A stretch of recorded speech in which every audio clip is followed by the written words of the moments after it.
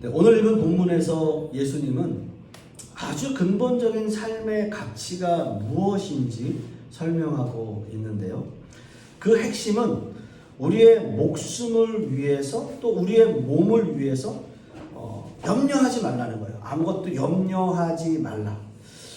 왜냐하면 우리의 존재는, 즉 우리의 생명은 이미 모든 것이 다 하나님 손에 있기 때문이다 라는 거죠.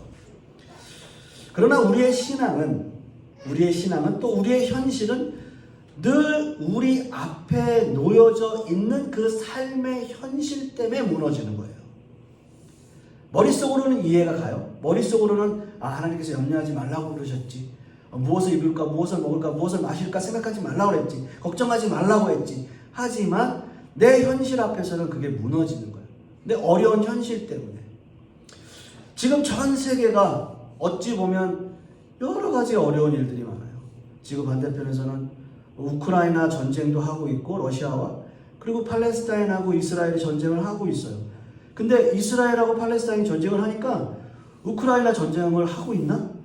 이런 생각을 할 정도로 다 전쟁 가운데 있는데 우리는 그런 것들을 또 망각하게 되고, 거기 지금 그러고 있지, 이런 생각들 때문에, 또 그런 일들 때문에 전 세계가 다 어려워져요. 국제 유가도 마찬가지고 곡물 시장도 마찬가지고, 전 세계가 올 한 해 전쟁 때문에, 기근과 지진 때문에 힘들고 어려운 그러한 불황들이 계속 끊임없이 이어져 오고 있고, 우리 역시도 그런 어려움을 겪고 있습니다. 이러한 상황 속에서 우리가 한 해의 결실을 말한다. 올 한 해 하나님께서 얼마나 나에게 축복을 내리셨지? 라고 말하고 생각하는 것 자체가 좀 무의미하게 느껴질 정도로 우리는 힘든 한 해를 보내고 있습니다. 그렇습니다. 우리가 한 해를 돌아보면서 내 손에 하나님께서 무언가를 쥐어주셨지? 어떤 걸 나에게 주어주셨지? 라고 생각을 곰곰이 해보면 별로 감사할 게 없는 것 같은데? 이런 생각을 하게 돼요.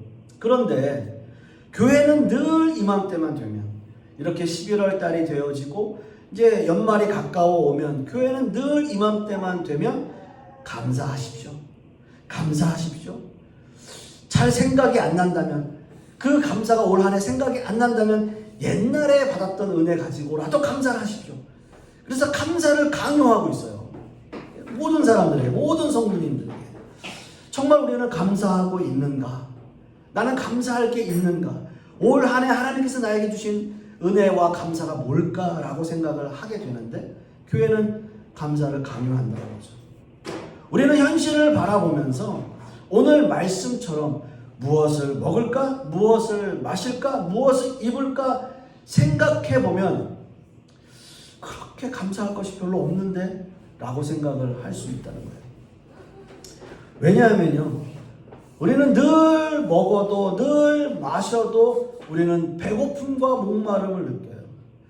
늘 우리는 입어도 항상 부족하다고 생각하면서 살아요. 그리고 이것을 우리는 현실이라고 해요. 우리의 현실은 그래요. 늘 먹어도 늘 마셔도 늘 배고프고 목말라요. 그렇다면 여기서 중요한 것은 감사할 수 없는 상황에서도 감사할 수 있는 것은 어떤 거냐? 감사할 수 없는 상황에서 감사할 수 있는 신앙인의 모습, 그것이 정말 진정한 신앙인이 아닌가라는 생각을 해보게 되는 거죠.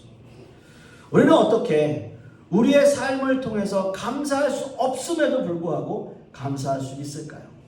그것은요, 가치를 생각하는 거예요. 가치를 찾는 거예요.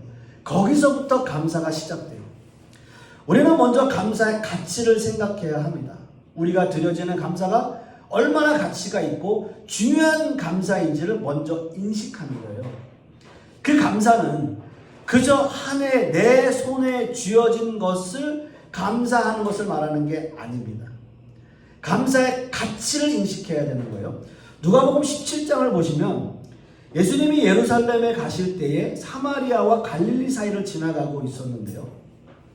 그때 한 마을에서 예수님은 10명의 나병 환자들을 만나요. 10명의 나병 환자. 그리고 그들은 자신들을 불쌍히 여겨달라고 소리를 질러요. 주님, 우리를 불쌍히 여겨주십시오. 이렇게 이야기를 하는 거예요. 10명의 나병 환자. 예수님께서는 그들을 보시고 불쌍히 여기셔서 그들에게 이렇게 이야기하세요. 제사장들에게 가서 너희 몸을 보여라 라고 명령을 하세요. 자, 그 10명은 그 말씀을 듣고 제사장에게 가는 도중에 깨끗함을 받아요. 10명 다 제사장에게 가는 도중에 깨끗함을 받는 거예요.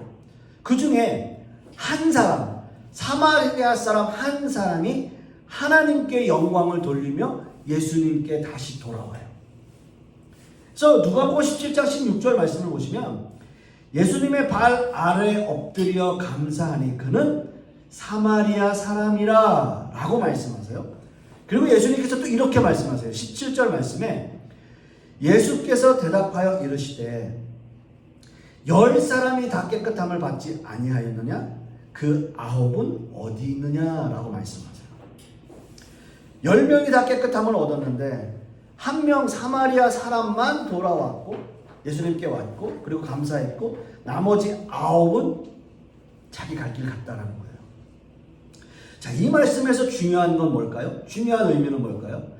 자, 이방인 한 사람만 감사하고 나머지 9은 감사하지 않았다 라는 겁니까? 아니에요. 여기서 감사는 바로 구원과 연관이 되어 있는 감사였어요. 즉 이방인 한 사람의 감사는 구원에 이르는 감사였고 다른 9은 그저 현실적인 어려움에서 벗어나게 해준 그 마음에 대한 감사였어요.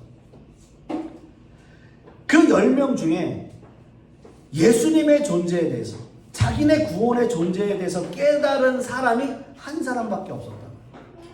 그 구원의 가치, 감사의 가치를 안 사람은 한 명뿐이었어요. 나머지 9명이 감사하지 않았나요? 아니요, 감사했을 거예요. 제사장에게 가서 몸을 보이면서 보세요, 내 몸이 깨끗하게 나았습니다. 다 보세요, 어느 분이 저를 이렇게 고쳐주셨습니다. 저는 이제 모든 것들이 자유로운 사람이 되었습니다. 너무 감사합니다 라고 얘기했을 거예요. 근데 그들에게는 딱 한 가지, 자신의 존재에 대해서, 자신의 구원에 대해서 생각한 사람은 한 사람밖에 없었다는 거예요. 그게 감사의 가치예요. 자신을 나병에서 구해준 것뿐만이 아니라 자신의 생명까지도 주관하시는 전능하신 하나님의 아들을 깨달은 것, 그거는 사마리아 사람 한 사람밖에 없었다고. 현실적인 문제는 모두에게 다 똑같이 적용됐어요. 다 모든 10명이 다 나았어요. 그게 얼마나 감사한 일이에요. 나머지 9이 감사하지 않았다는 거 아니에요. 그들도 감사했어요. 하지만 그 한 사람, 사마리아 사람 한 사람만이 그 감사가 나의 구원과 나의 생명의 주관자가 되시는 그 하나님 앞에서의 감사라는 것을 깨달은 사람은 한 사람밖에 없었다고요. 오늘 말씀으로 다시 한번 돌아가 보세요. 32절 말씀에 이는 다 이방인들이 구하는 것이라 너희 하늘 아버지께서 이 모든 것이 너희에게 있어야 할 줄을 아시느니라 라고 말씀하고 있습니다. 물론입니다. 세상 사람들 역시 우리와 똑같이 살아가요. 한 해의 결실을 따져봐요. 내 손에 얼마만큼이 주어졌는지 생각해요. 모든 사람들이 다 그렇게 생각해요. 우리뿐만이 아니라 별로 감사할 것이 없는 해인지 아니면 너무 감사할 것이 많은 해인지 그 결과를 따져보고 한 해를 다 마무리해요. 모든 사람들이 다 그렇게 해요. 하지만 그 감사에는, 그들이 생각하는 감사에는 존재론적 감사가 없어요. 구원의 감사는 없어요. 이 모든 것이 하나님의 은혜이고 하나님이 허락하셨다는 그 믿음이 없기 때문에 자신에게 놓여진 현실적인 문제에 대한 감사만 할 뿐이에요. 그렇지 않다면 불평만 할 뿐이에요. 그렇잖아요. 교회 다니지 않는 사람들이라도 한 해 농사가 너무 풍년이야, 잘 됐으면 감사하겠죠. 그들이 믿는 무언가에게 감사하겠죠. 하지만 그렇지 않다면 또 불평하겠죠. 아유, 올해는 왜 이렇게 그냥 흉년이 들었나? 아유, 장마 때문에 이번에 그냥 다 농사 망쳤네. 그렇게 불평할 수도 있어요. 감사할 수도 있어요. 다 똑같이 해요. 우리도 다 똑같이 그렇게 해요.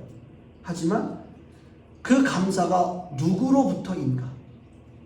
그 감사가 어떻게 나에게 주어진 것인가를 생각하는 믿음은 우리 크리스천들밖에 없어요. 그렇기에 우리는 감사의 가치를 찾아야 하는 거예요. 무엇보다도 현실의 문제를 뛰어넘는 감사를 드리는 거예요. 그것은 우리의 존재를 인식하는 거예요. 나를 살려주시고 나를 구원하시고 나의 모든 것의 주관자가 되시는 그 하나님의 은혜에 감사하는 한 해를 맞는 거예요. 사랑하는 성도 여러분, 우리가 올 한 해 생각해보면 나는 어떤 삶을 살았나? 나는 어떻게 올 한 해를 지내왔지? 그리고 나머지 한 달을 어떻게 지내지? 라는 생각을 해보면 아유, 올해도 참 힘들었다. 여러 가지 일 많았다. 물론 감사할 일도 많았다. 하지만 중요한 것은 그래도 하나님이 날 지켜주셨기에 내가 지금 이 자리에 이렇게 서 있을 수 있구나. 내가 지금 이 시간들을 견딜 수 있구나 라는 생각을 하게 된다는 거죠. 그 힘든 시간을 통해서 하나님께서 나에게 원하시는 것은 또 무엇인가? 또 나에게 그렇게 주어진 시간들에 대해서 감사의 의미, 감사의 가치는 무엇인가? 라는 것을 생각해 볼 때에 하나님께서 나를 지켜주시고 나와 함께 하셨기에 내가 지금 이 자리에 있음을 주님 앞에 고백하는 거예요. 말씀을 맺습니다. 내 손에 쥐어진 것, 우리에게 주어진 현실만 바라본다면 참 어려운 삶이에요. 그러나 그 현실 속에서 우리가 진정한 감사를 찾고 또 그 감사의 가치를 찾는 거예요. 그 가치는 우리를 구원하시고 우리에게 새로운 생명을 허락하신 그 하나님께 대한 무한한 감사예요. 간절히 소망하기는 우리가 어떤 상황 속에 있다 할지라도 그 감사의 가치를 깨닫고 하나님 앞에 온전한 감사를 드릴 수 있는 저와 여러분들이 되실 수 있기를 간절히 축원합니다. 기도하겠습니다. 아버지 하나님, 오늘 말씀을 통해서 우리가 깨닫는 것은 우리의 감사가 진정한 감사이길 원하고 그 가치가 얼마나 소중하고 귀한 것인가를 깨닫는 것, 그것이 우리가 올 한 해를 잘 마무리하는 길일 것입니다. 그러므로 간절히 소망하기는 하나님의 은혜에 감사하고 하나님께서 우리를 살리신 그 구원의 존재에 대해서 감사하고 또 하나님의 그 뜻 안에서 온전한 감사를 드리는 우리 성도님들 되게 하여 주시옵소서. 이 모든 말씀 우리 주 예수 그리스도의 이름으로 기도하옵고 이제는 우리 주 예수 그리스도의 은혜와 아버지 하나님의 극진하신 사랑과 성령님의 내주 교통하심이 오늘 말씀을 통해서 감사의 가치를 깨닫고 또 하나님의 은혜 가운데 늘 감사하기를 소망하는 우리 하나님의 백성들 머리 위에 그 자녀들 위에 그 사업과 직장 위에 그리고 풍요로운 교회 위에 이제부터 영원토록 함께 있을지어다. 아멘.